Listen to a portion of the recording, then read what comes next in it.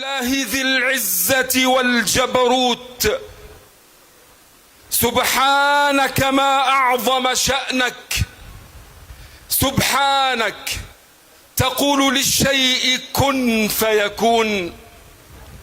سبحانك تسمع دبيب النملة السوداء على الصخرة الصماء في الليلة الظلماء. سبحانك لك العزة والكبرياء. وأصلي وأسلم على أشرف الرسل قاطبة محمد أشرف الأعراب والعجم. محمد خير من يمشي على قدمي. محمد تاج رسل الله قاطبة. محمد صادق الأقوال والكلم. محمد حاكم بالعدل ذو شرف. محمد شكره فرض على الأمم. فصلوا على رسول الله. اللهم صل وسلم وزد وبارك على سيدنا محمد وعلى آله وأصحابه أجمعين. وارض اللهم عن أبي بكر وعمر وعثمان وعلي وعن بلال الحبشي وعن الصحابة أجمعين. أما بعد، أيها الكرام، أيها الصادقون، أيها الأشراف، يا أحفاد بلال، يا أحفاد بلال، يا أحفاد النجاشي، ويا حفيدات أم أيمن، حياكم الله بالسلام. حياكم الله بالسلام في أرض السلام. حياكم الله بالسلام في أرض السلام. السلام عليكم ورحمة الله وبركاته. من أين أبدأ الحديث وإلى أين أنتهي؟ وفي القلب عبارات وعبرات تختلج في صدر محب صادق لله عز وجل. محب صادق في حبكم. ها هو الله عز وجل يكرمنا بلقائكم مرة ثانية، فلله الحمد أولا وآخرا. شكرا مجلسنا الأعلى للشؤون الإسلامية. شكرا جمعية زيد بن ثابت. شكرا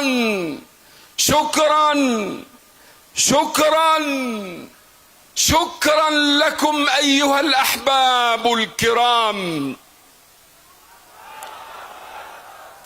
شكرا لك يا دكتور نور الدين قاسم.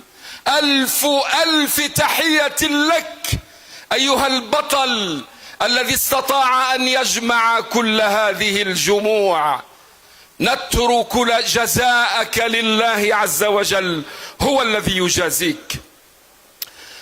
أيها العرب، أيها المسلمون في كل مكان، أيها الناس، هذا هو الوجه الحقيقي لإثيوبيا. هذا هو الوجه الحقيقي لإثيوبيا. إن سألتموني عن إثيوبيا السلام، عن إثيوبيا القرآن، أقول لكم تعالوا إلى هذا الملعب لتشهدوا إثيوبيا الحقيقية. فحي الله إثيوبيا أرض العز والسلام. شعب شعب يعشق السلام، يحب القرآن، لا يقبل الذل ولا الهوان. الله أكبر ما أعظمكم، الله أكبر ما أشد حبكم لدينكم، لعقيدتكم، لنبيكم. يوم رجعت آمنة أم النبي صلى الله عليه وسلم من زيارة أخوال النبي بني النجار، وهي تشق طريقها إلى مكة، وافتها المنية فدفنت في أرض في أعلى سفح جبل، وكانت تحمل معها وليدها النبي محمدا صلى الله عليه وسلم. شهد النبي مدفن أمه. من الذي احتضنه بعد وفاة أمه ودفن أمه؟ إنها أم أيمن، إنها أم أيمن. الله أكبر، الله أكبر، الله أكبر ولله الحمد. يا شعب إثيوبيا، يا أهل الحبشة، إنها بركة النبي أصابتكم يوم أرسل خيرة شبابه إلى أرضكم. نعم، وهم يحملون دينهم على أكفهم. من جعل النبي يختار أرض الحبشة؟ إنه الله عز وجل. من جعل النبي يختار أرض الحبشة إنه الله عز وجل، وما ينطق عن الهوى. نعم أيها السادة الكرام، اختار الله الحبشة لتكون أول دولة لجوء سياسي لخيرة شباب المسلمين، واختار الله هذه الأرض المباركة لتكون ثاني أرض بعد مكة يتلى فيها القرآن الكريم. القرآن الكريم، نعم، أول ما قرئ القرآن الكريم قرئ بمكة وفي خارج مكة وفي خارج الجزيرة العربية. أول بلد يتلى فيه القرآن الكريم هو أرض الحبشة إثيوبيا، بين يدي النجاشي رضي الله عنه. يوم قال النجاشي للمسلمين عيشوا في أرضي بسلام، يوم قال النجاشي للمسلمين الفارين بدينهم عيشوا في أرضي بسلام، أكرمه الله بأن جعل أرضه أرض سلام. وستظل إثيوبيا أرض سلام، وكل محاولة لجر هذه الأرض نحو الحرب والدمار فهي محاولة فاشلة.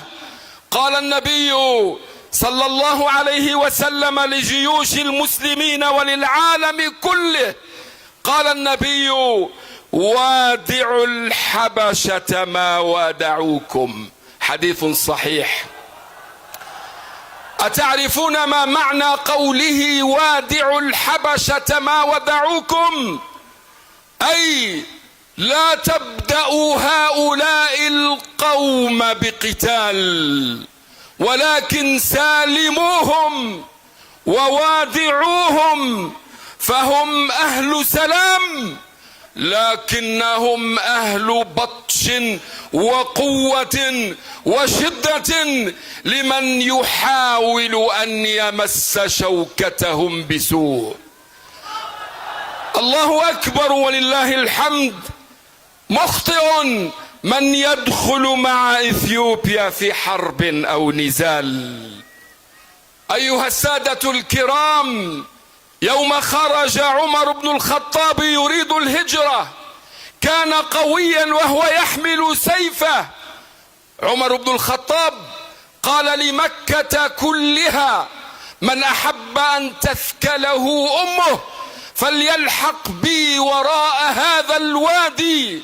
فخافت قريش منه ومن قوته ومن بطشه ومن قومه ومن ظهيره وظهره وأتباعه. لكن تعالوا بنا إلى بلال. من كان يحمي بلالا في أرض العرب؟ بلال لم يكن يملك قرار نفسه، ما كان يملك نفسه، كان عبدا عند سيده مكبل الأيدي والرجلين، على بطنه حجر، لا ظهر له يسنده ولا أحد يعينه ولا أحد يدافع عنه، وكان سيقتل بكلمة من سيده. لكنهم لما طلبوا منه أن يكفر كان يقول أحد أحد. فقولوا معي أحد أحد، أحد أحد. رددوا معي أحد أحد. بلال كان أقوى من عمر وهو يعلن إسلامه، فرضي الله عن بلال ورضي الله عن عمر. يا أحفاد بلال، تعالوا بنا إلى شق آخر وبه نختم. يا أحفاد بلال، حافظوا على أرضكم، حافظوا على أرضكم، وحافظوا على من ولاه الله عليكم. حافظوا على أرضكم وحافظوا على من ولاه الله عليكم. سيادة الدكتور آبي أحمد صانع مجد إثيوبيا، حياك الله بالسلام يا رجل السلام. أيها المسلمون في إثيوبيا، أيها المسلمون في إثيوبيا، والله إنكم لتحسدون على هذا الرئيس الموفق. أمثاله قليلون، فتح الباب أمامكم لتحيوا حياة المسلمين في عزة وشرف، فحافظوا عليه ولا تفرطوا فيه. هذا الذي أتاح لهذه الجماهير أن تجتمع وتلهج بذكر الله وتعلي ذكر الله، فيه الخير وهو مصدر أمن وأمان لكم. أنا زرت الحبشة قبل 3 سنوات فرأيتها، لكن لما زرتها اليوم أيها السادة الكرام، رأيت هذه العمارات ورأيت هذه الطرقات وهذه الجسور. دولة قوية، الله أكبر ولله الحمد، الله أكبر ولله الحمد. ألف ألف تحية لك سيدي آبي أحمد.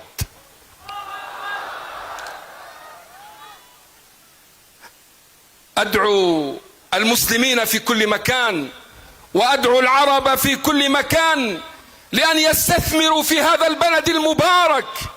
أول من استثمر في هذا البلد المبارك استثمر صحابة رسول الله، فهو بلد مبارك. أدعو العرب والمسلمين للاستثمار في هذا البلد المبارك الكريم الطيب. عذرا إخواننا في الحبشة، والله نحن مفرطون في حقكم يا أحفاد بلال، والله إنا مفرطون في حقكم. أفضالكم علينا يا أهل الحبشة تطوق أعناقنا إلى يوم الدين. ومن باب رد الجميل نتمنى أن يدرس تاريخكم ومآثركم في البلاد العربية والمسلمين وبلاد المسلمين. حي الله شعب إثيوبيا الكرام، آواكم الله، أكرمكم الله، أعانكم الله، وفقكم الله لكل خير، حياكم الله لكل خير. واعلموا أن الله ناصركم وأن الله معينكم. وصلى الله وسلم وبارك على سيدنا محمد وعلى جميع أصحابه أجمعين. والسلام عليكم ورحمة الله وبركاته.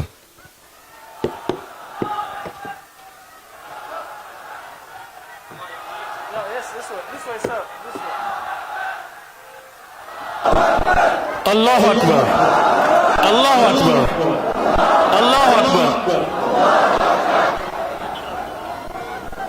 الله أكبر الله أكبر الله أكبر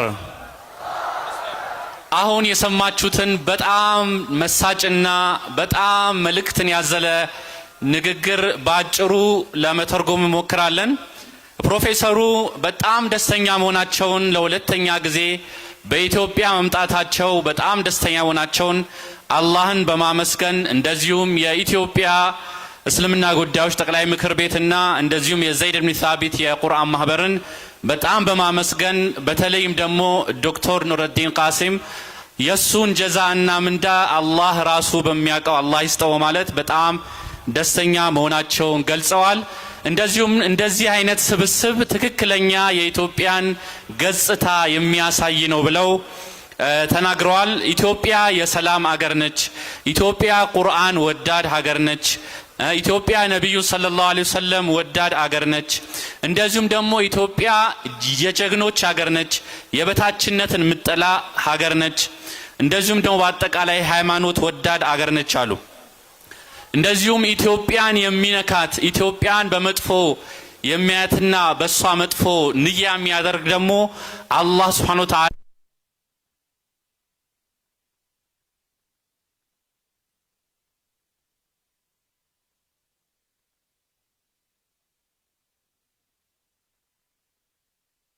ሰላም ፍጠሩ። በጦርነት የምትመጡ በጥፋት የምትመጡ ከሆነ እናንተን የሚመልሱና ጀግና ህዝብ እንዳላት እንድትረዱ ነው ብለው የሐዲሱን ተፍሲር ተናግረዋል። ኢትዮጵያን በሰላም እንጂ በጦርነት የሚያሸንፋት እንደሌለ አስምረው ተናግረዋል። እንደዚሁም ደግሞ የሰይድና ዑመር ኢብኑ ኸጣብና የሰይድና ቢላል ኢብኑ ረባህ ረዲየላሁ ዐንሁ በአጭሩ ሂጅራ ጊዜ ያለውን ኩነት ተናግረዋል። ዑመር ኢብኑ ኸጣብ መን አራደ አን ተዝከለሁ ኡሙሁ ብሎ ፈልየትባኒ ብሏል። ማን ነው የሚከለክለኝ ሂጅራ ወደ መዲና በመሄድ ብሎ በጉልበቱ በኃያልነቱ የሚታወቀው ዑመር ኢብኑ ኸጣብ ማንም አልነካውም። በተቃራኒው ግን ቢላል ኢብኑ ረባህ አጋዥ የሌለው እንደዚሁም ደግሞ ከሱ ጎን የሌለው ምንም ነገር የለውም፣ ግን አላህ ብቻ ነው ያለው አሐዱን አሐድ እያለ ያን ስቃይ ያን መከራ የቻለ ጠንካራ የኢትዮጵያ ተምሳሌት እንደሆነ ተናግረዋል።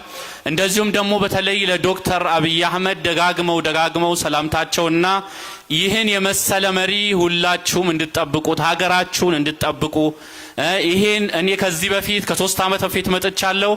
አሁን ያየውትን ለውጥ ያየውትን እድገት በጣም የሚመሰገን ነው። እንደዚህ አይነት መሪ ሌላ መሪዎች የሚቀኑበት ሌላ ሀገሮች የሚቀኑበት ነው። ስለዚህ ሁላችሁም ከመሪያችሁ ጎን መሆን አለባችሁ። እንደዚሁም ደግሞ አረቦችም ሙስሊም ሀገራትም እዚህ ሀገር ላይ ኢንቨስት እንዲያደርጉ ጥሪ አቅርበዋል። እንደዚሁም ደግሞ ሰላምና ሁልጊዜ ብልጽግና ለኢትዮጵያ እንዲሆን ተመኝተዋል። ኢንሻአላህ ወደሚቀጥለው መርሃ ግብር እንሻገራለን።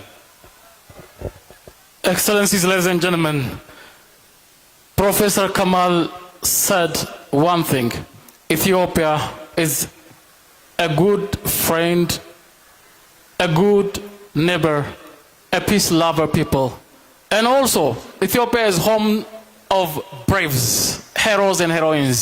That's what he said shortly.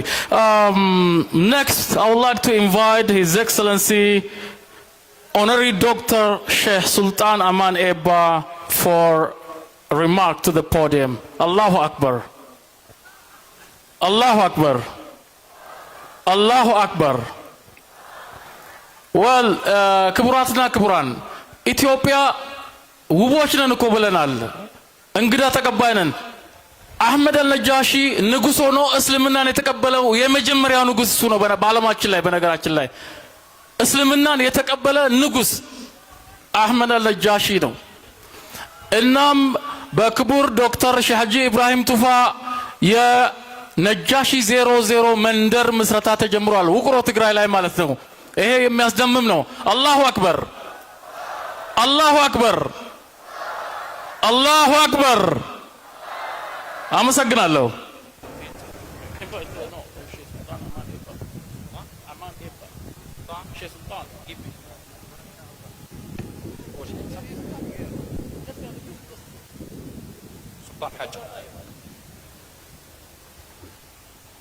إننا في هذا العرس القرآني لفي سعادة غامرة، كيف لا وقد شرف حفلنا ثلة من أعلام أمتنا الذين شرفونا بحضورهم في هذا المحفل البهيج.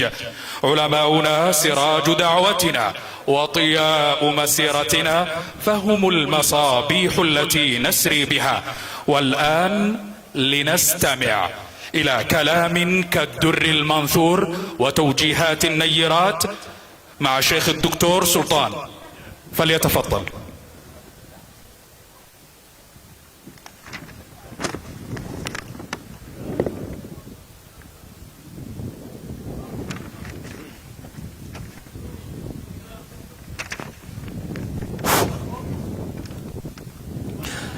بسم الله الرحمن الرحيم. الحمد لله رب العالمين، والصلاة والسلام على أشرف الأنبياء والمرسلين، نبينا وحبيبنا محمد عليه أفضل الصلاة وأزكى التسليم. فضيلة الشيخ الدكتور شيخ حجي إبراهيم توفى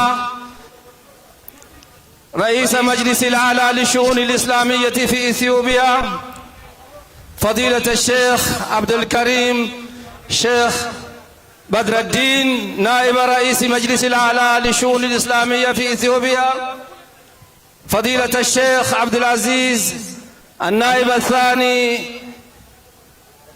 فضيلة الدكتور جيلاني خضر مفتي ديار إثيوبيا، فضيلة الشيخ غالي مختار رئيس مجلس الأعلى في أوروميا، فضيلة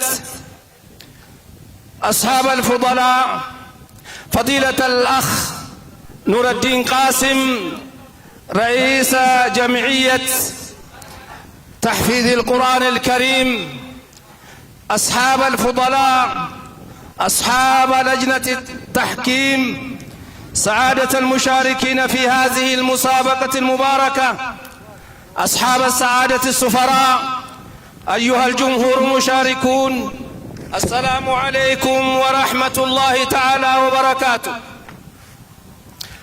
الحمد لله، الحمد لله بنعمه تتم الصالحات، وبعطائه وفضله وتوفيقه تعم البركات، والصلاة والسلام على صاحب الآيات محمد صاحب المعجزات، وعلى آله وصحبه الذين آووا ونصروه وعزروه في الملمات.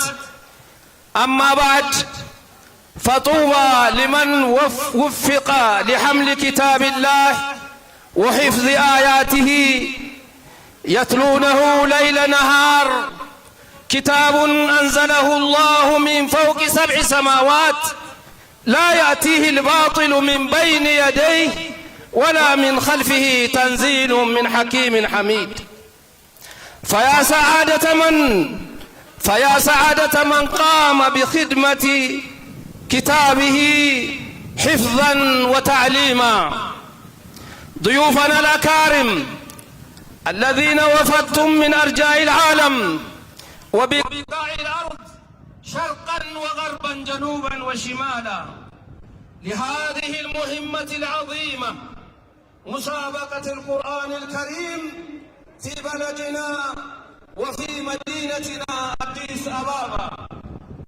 طبتم وطاب مساكم أهلا بكم وسهلا، نحن إخوانكم وهذا بلدكم دار الحجرة ومسكن رأس النجاشي وبلال أم أيمن الذي قال عنها الرسول صلى الله عليه وسلم: أم أيمن أمي بعد أمي. حقا عشنا وعاش المسلمون هذه الأيام المباركة سعداء، أمضوا فيها أحلى الأيام وأسعدها في مسابقة نداء الإيمان وكلام ربنا المنان. هذه المسابقة التي جمعت بين الأذان وحفظ كتاب الله فخر لنا وعز وشرف شعبنا ورفعة لوطننا وإحياء لتاريخنا ونصرة لديننا. أهلا بكم وسهلا في هذا البلد المبارك. كيف لا ونحن نستضيف حفظة كتاب الله الذين يمثلون من 60 من دول العالم، حيث لم يسبق له مثيل في تاريخ الحبشة القديم. ألا فليعلم العالم إثيوبيا اليوم ليست إثيوبيا أمس. من تاريخ مسلم الحبشة فقد تبدل الحال والمآل من الظلم إلى العدل والغطي إلى الانفراج، ومن الانغلاق إلى الانفتاح. وخير شاهد على ذلك وخير شاهد على ذلك وخير شاهد على ذلك ما نحن عليه اليوم، وخير شاهد على ذلك ما نحن عليه اليوم.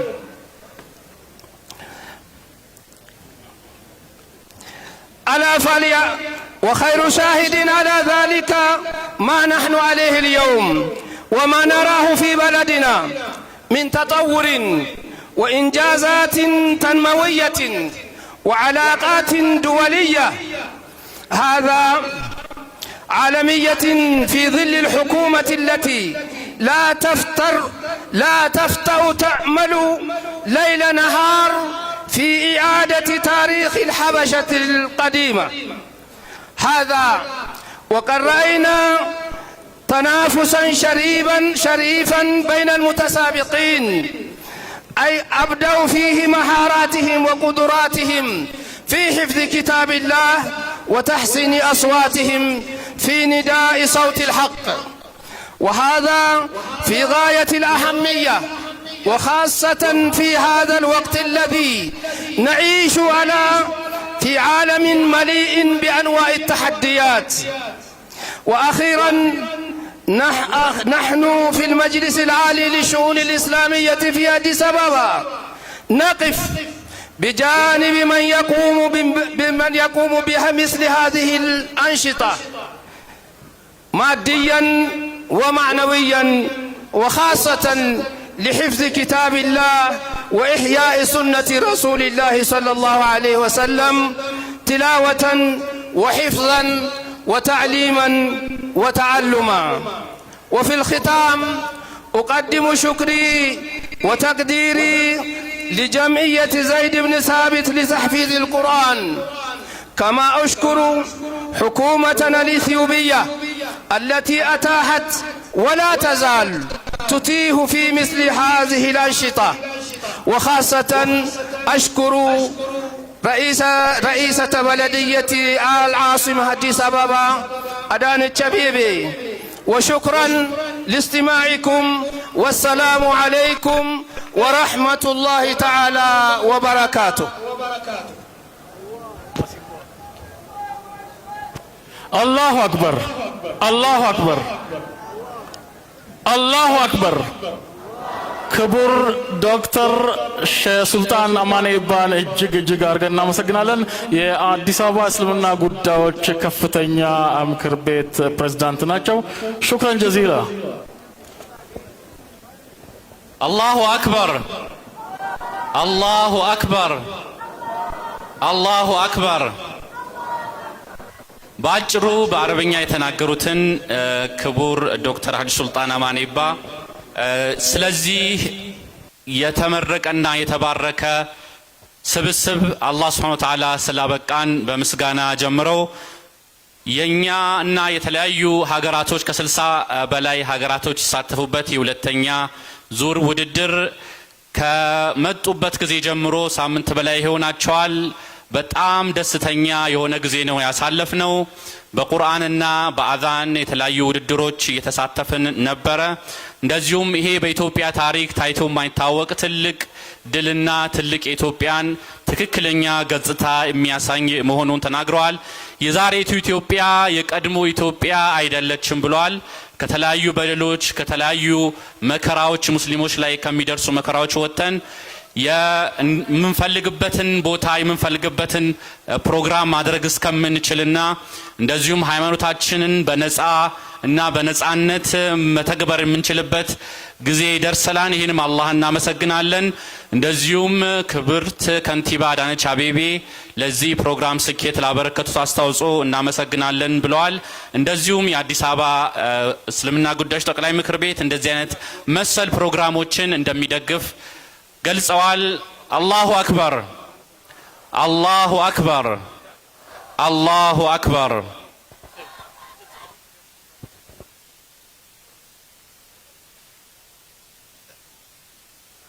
ضيوفنا الكرام، والآن ندعو إلى المنصة لجنة التحكيم للصعود للمنصة الشيخ الدكتور صادق محمد عبد الله من اليمن، والشيخ حافظ عثمان شاهين من تركيا،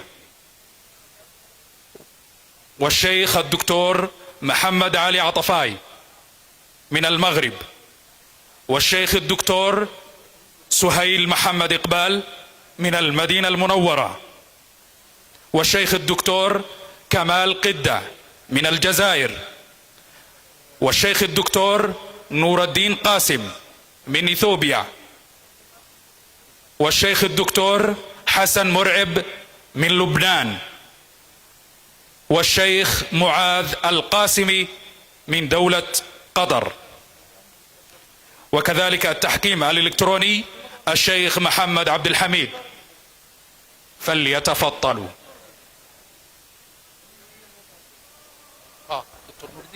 الله أكبر، الله أكبر. These individuals who have been called are international judges, including our Ethiopian judge, Dr. Nuruddin Qasim, founder and manager or general manager of Zaid Ibn Thabit Quran Association. So, takbir is important here as well. Takbir. Allahu Akbar. Allahu Akbar. ደከማችሁ እንዴ?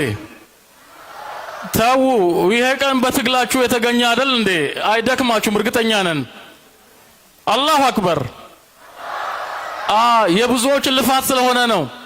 እናም ሀገራችንን እንድንኮራበት ያደረገው የእናንተም ትግልና አስተዋጽኦ ነውና አላሁ አክበር።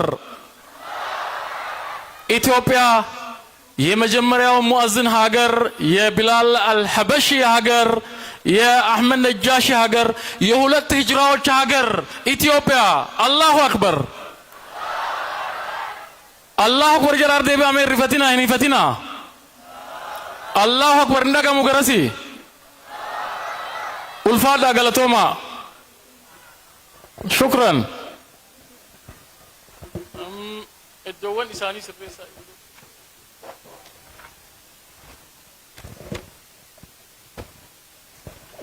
Sani.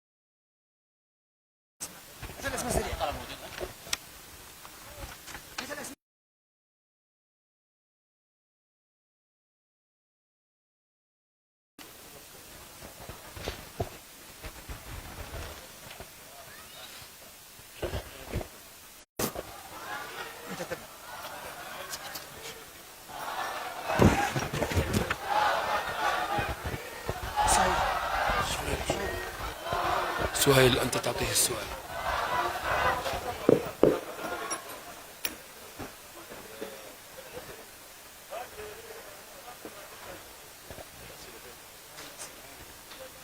هو يختار ولا كيف؟ هكذا أفضل. كيف؟ هي 7 أسئلة. هي 7 أسئلة وهم كلهم 6 ولا يكون 7 نماذج تفصيلية. كيف هو يختار ولا كيف؟ 7 نماذج. كيف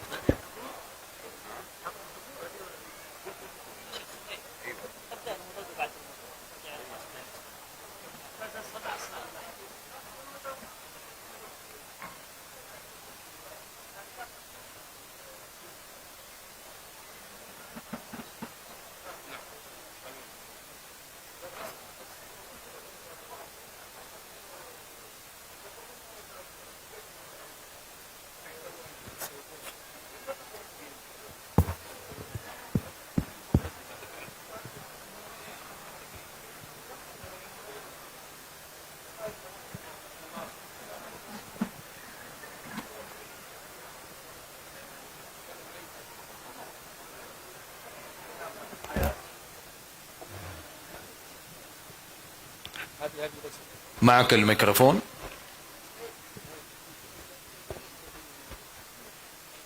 ها؟ نحن من يقيم بس أنت لست معنا.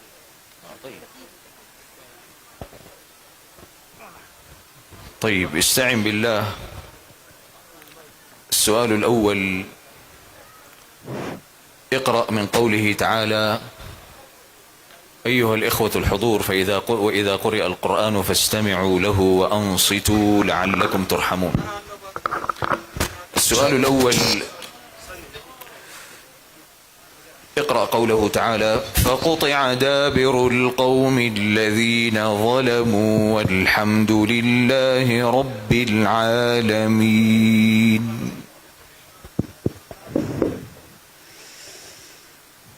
أعوذ بالله من الشيطان الرجيم. بسم الله الرحمن الرحيم.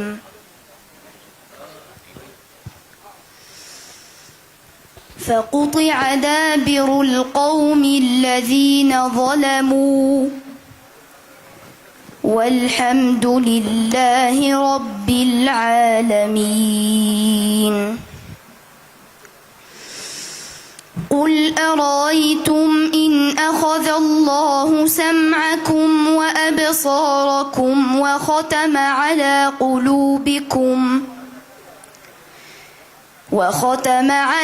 قلوبكم من إله غير الله يأتيكم به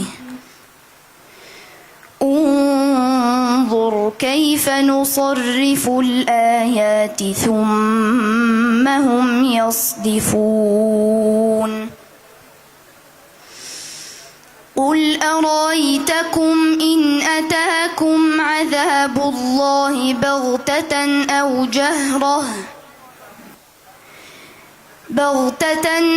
جهرة هل يهلك إلا القوم الظالمون. وما نرسل المرسلين إلا مبشرين ومنذرين فمن آمن وأصلح فلا خوف عليهم ولا هم يحزنون.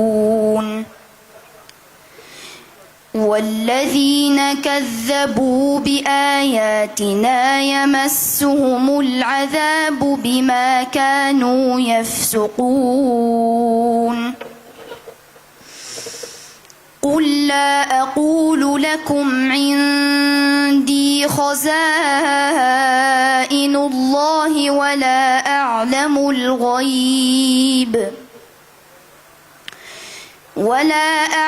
الغيب ولا أقول لكم إني ملك إن أتبع إلا ما يوحى إلي قل هل يستوي الأعمى والبصير أفلا تتفكرون وأنذر به الذين يخافون أن يحشروا إلى ربهم ليس لهم من دونه ولي ولا شفيع لعلهم يتقون ولا تطرد الذين يدعون ربهم بالغداة والعشي يريدون وجهه ما عليك من حسابهم من شيء وما من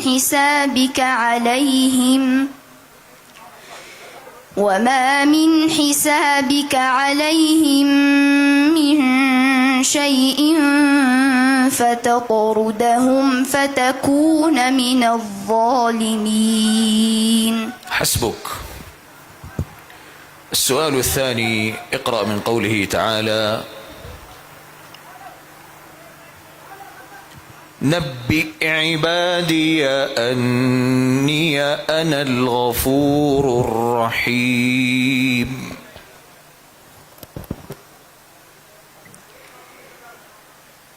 بسم الله الرحمن الرحيم. نبئ عبادي أني أنا الغفور الرحيم وأن عذابي هو العذاب الأليم. ونبئهم عن ضيف إبراهيم إذ دخلوا عليه فقالوا سلاما قال إنا منكم وجلون قالوا لا توجل إنا نبشرك بغلام عليم قال أبشرتموني على أن مسني الكبر فبم تبشرون قالوا بشرناك بالحق فلا تكن من القانطين قال ومن يقنط من رحمة ربه إلا الضالون قال فما خطبكم أيها المرسلون قالوا إنا أرسلنا إلى قوم مجرمين إلا آل لوط إنا لمنجوهم أجمعين إلا امرأته قدرنا إنها لمن الغابرين فلما جاء آل لوط المرسلون قال إنكم قوم منكرون قالوا بل جئناك بما كانوا فيه يمترون وأتيناك بالحق وإنا لصادقون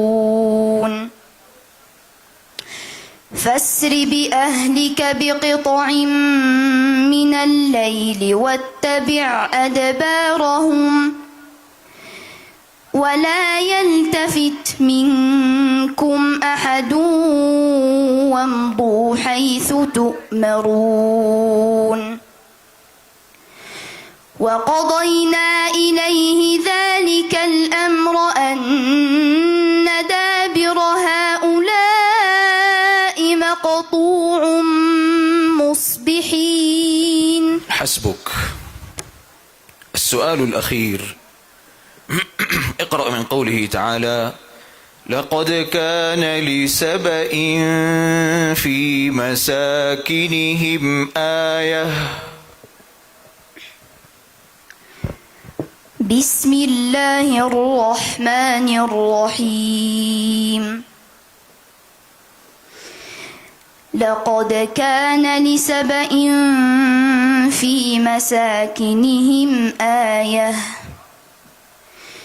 جنتان عن يمين وشمال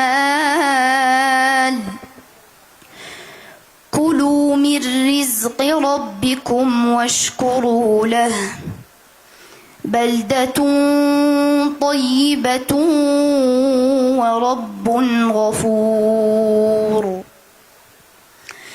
فأعرضوا فأرسلنا عليهم سيل العرم وبدلناهم بجنتيهم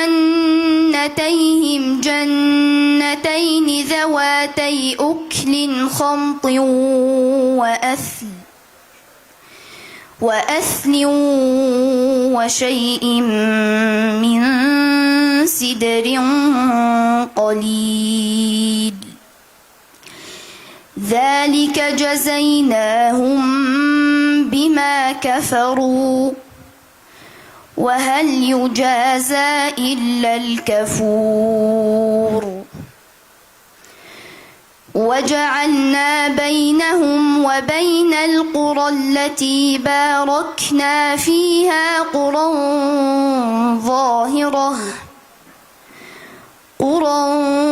ظاهرة وقدرنا فيها السير سيروا فيها ليالي وأياما آمنين. فقالوا ربنا باعد بين أسفارنا وظلموا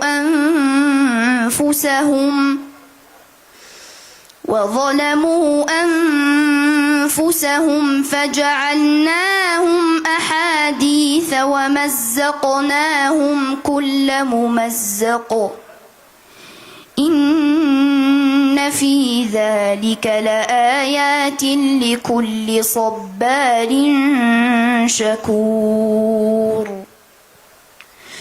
ولقد صدق عليهم إبليس ظنه فاتبعوه إلا فريقا من المؤمنين وما كان له عليهم من سلطان إلا لنعلم من يؤمن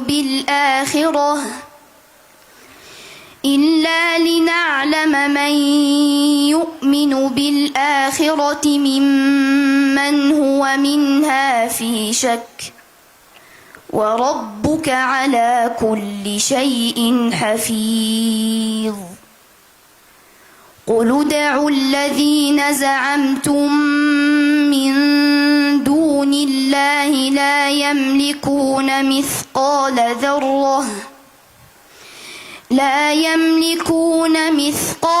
ذرة في السماوات ولا في الأرض وما لهم فيهما من شرك وما له منهم من ظهير. أحسنت وبارك الله فيك.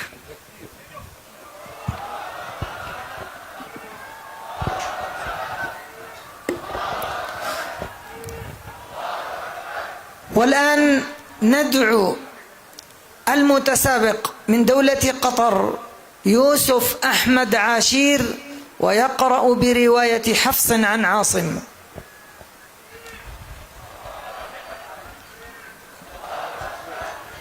عندي أنا.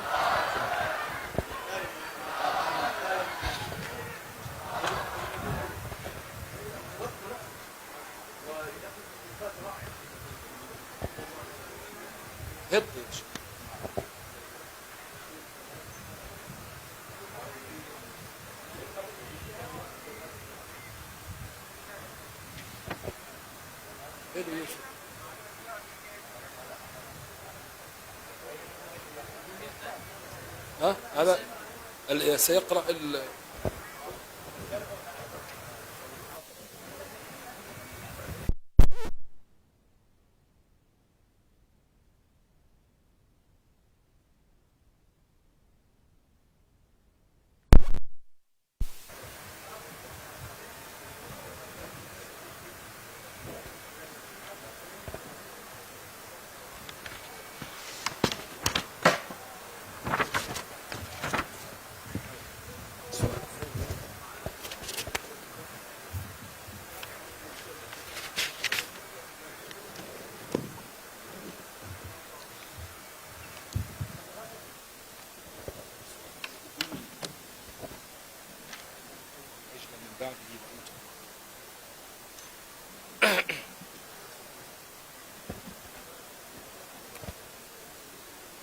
السؤال الأول.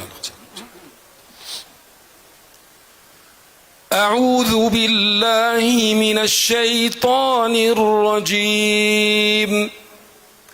ولقد جاءكم موسى بالبينات ثم اتخذتم العجل من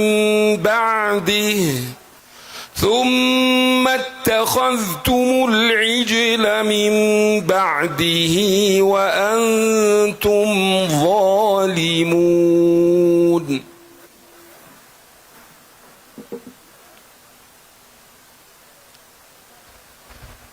وإذ أخذنا ميثاقكم ورفعنا الميكروفون.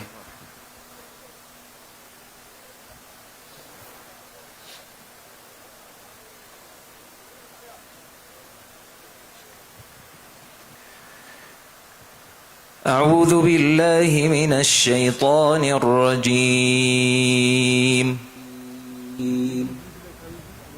بسم الله الرحمن الرحيم.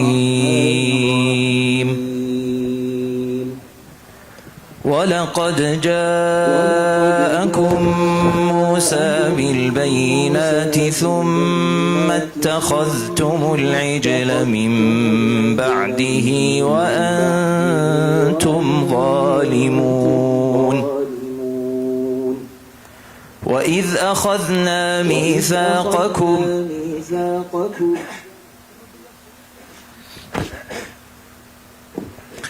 ولقد جاءكم موسى بالبينات ثم اتخذتم العجل من بعده وأنتم ظالمون.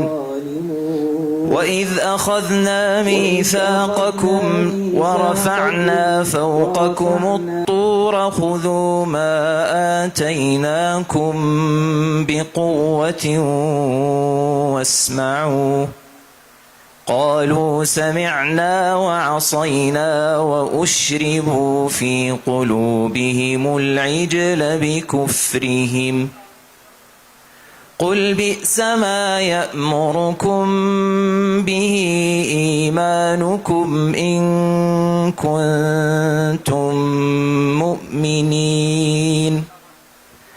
قل إن كانت لكم الدار الآخرة عند الله خالصة من دون الناس فتمنوا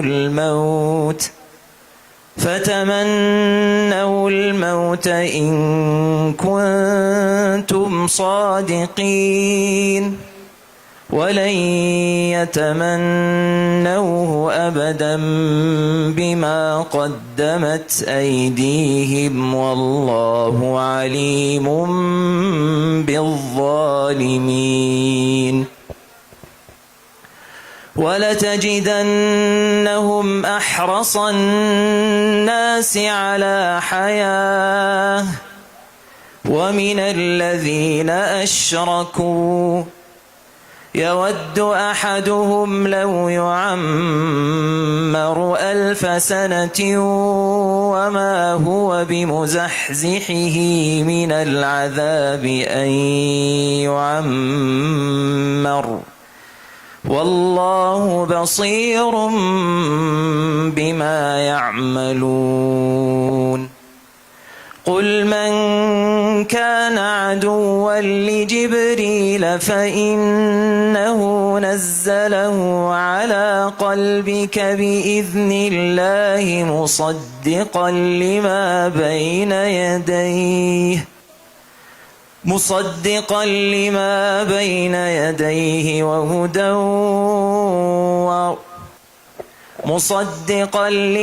بين يديه وهدى وبشرى للمؤمنين من كان عدوا لله وملائكته ورسله وجبريل وميكال فإن الله عدو للكافرين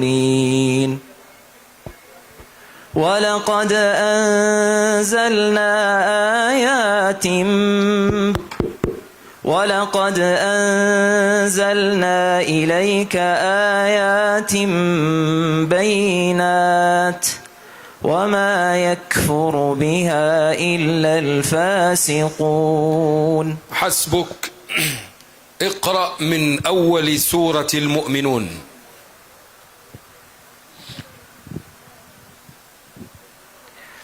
بسم الله الرحمن الرحيم قد أفلح المؤمنون الذين هم في صلاتهم خاشعون والذين هم عن اللغو معرضون والذين هم للزكاة فاعلون والذين هم لفروجهم حافظون إلا على أزواجهم أو ما ملكت أيمانهم فإنهم غير ملومين فمن ابتغى وراء ذلك فأولئك هم العادون والذين هم لأماناتهم وعهدهم راعون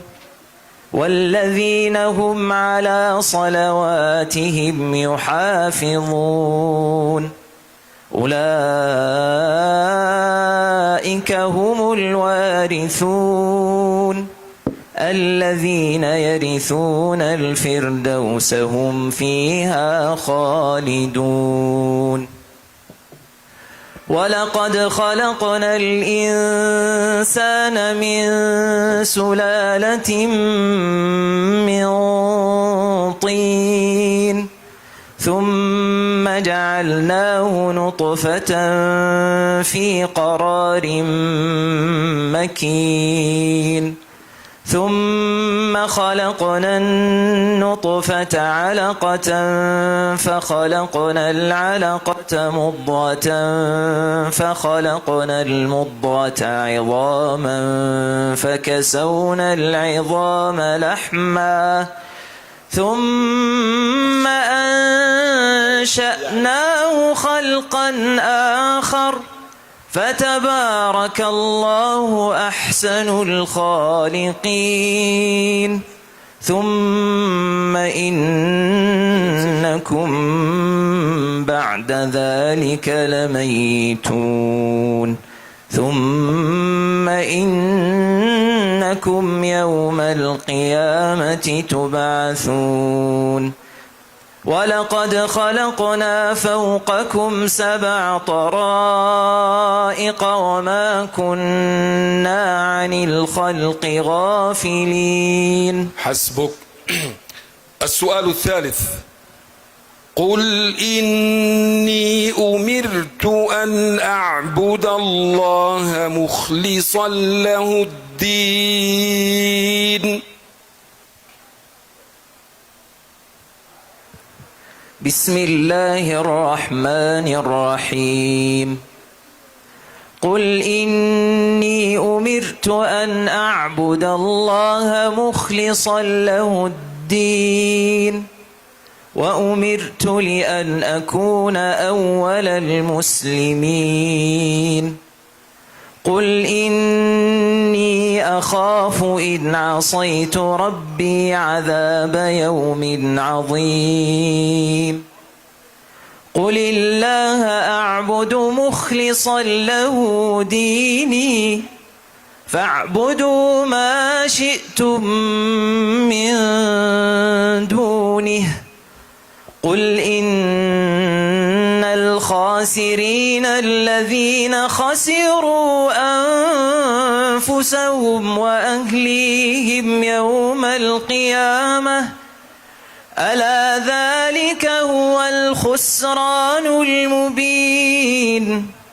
لهم من فوقهم ظلل من النار ومن تحتهم ظلل ذلك يخوف الله به عباده يا عباد فاتقون. والذين اجتنبوا الطاغوت أن يعبدوها وأنابوا إلى الله لهم البشرى. فبشر عباد الذين يستمعون القول فيتبعون أحسنه أولئك الذين هداهم الله وأولئك هم أولو الألباب. أفمن حق عليه كلمة العذاب أفأنت تنقذ من في النار. لكن الذين اتقوا ربهم لهم غرف من فوقها غرف مبنية تجري من تحتها الأنهار. وعد الله لا يخلف الله الميعاد. ألم تر أن الله أنزل من السماء ماء فسلكه ينابيع في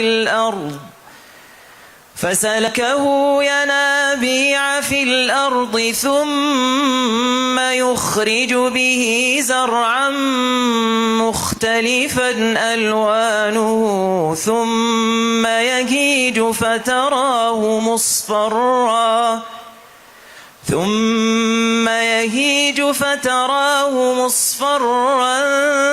ثم يجعله حطاما إن في ذلك لذكرى لأولي الألباب. حسبك، فتح الله عليك.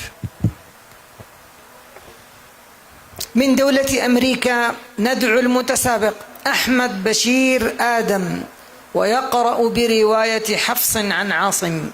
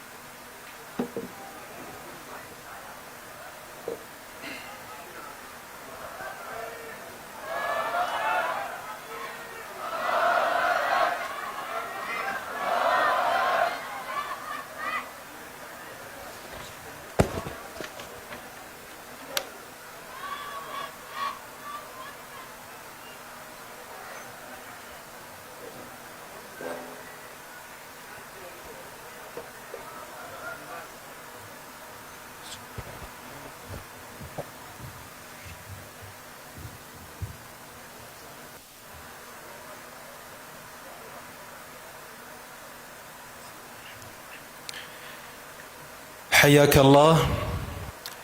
اقرأ من قوله تعالى: يا أيها الرسول بلغ ما أنزل إليك من ربك.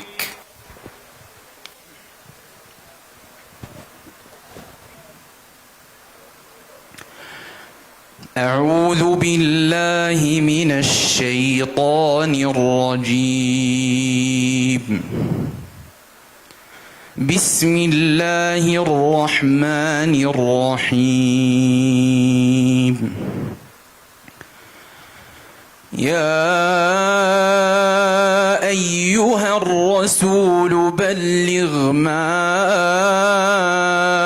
أنزل إليك من ربك وإن لم تفعل فما بلغت رسالته والله يعصمك من الناس إن الله لا يهدي القوم الكافرين. قل يا أهل الكتاب لستم على شيء حتى تقيموا التوراة والإنجيل.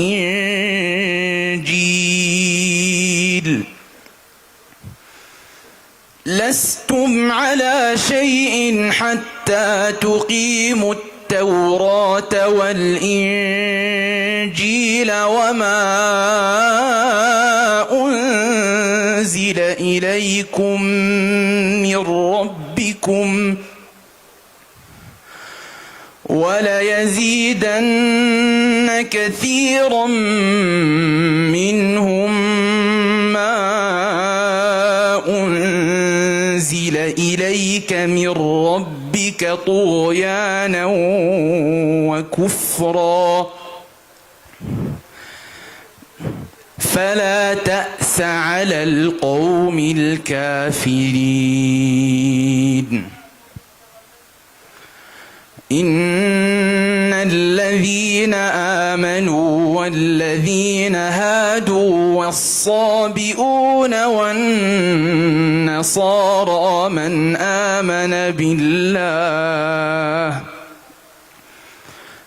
آمن بالله واليوم الآخر وعمل صالحا فلا خوف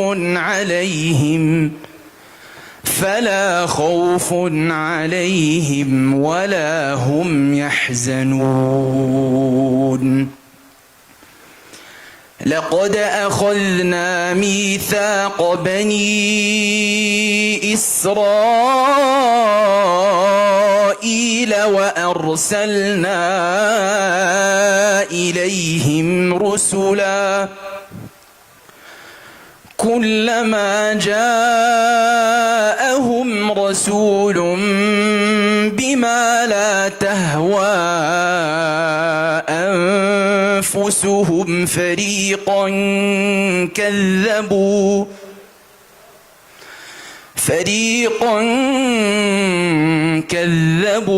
وفريقا يقتلون. وحسبوا ألا تكون فتنة فعموا وصموا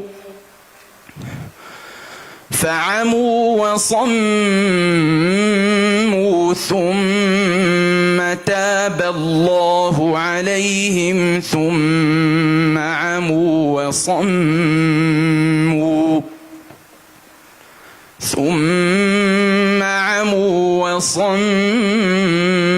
كثير